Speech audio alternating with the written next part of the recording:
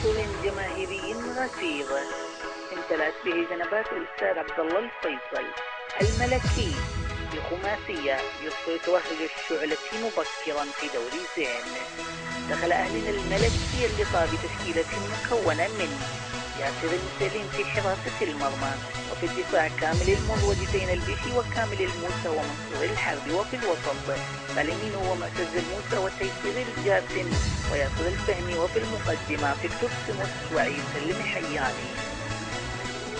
فيكتور سيموس يحرز أول أهداف اللقاء في الدقيقة 13 من عمر اللقاء.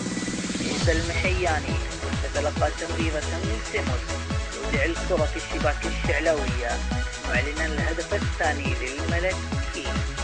تيسير الجاسم يلعب كرة عرضية، المحياني يمررها للفهم الذي يضع برأسه معلنا الهدف الثالث للملكي.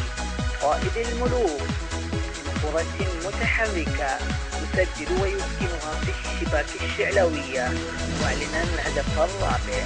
الفهمي يمر ويراوغ ويمرر للمحياني الذي يسكنها في الشباك الشعلوية معلنا الهدف الخامس.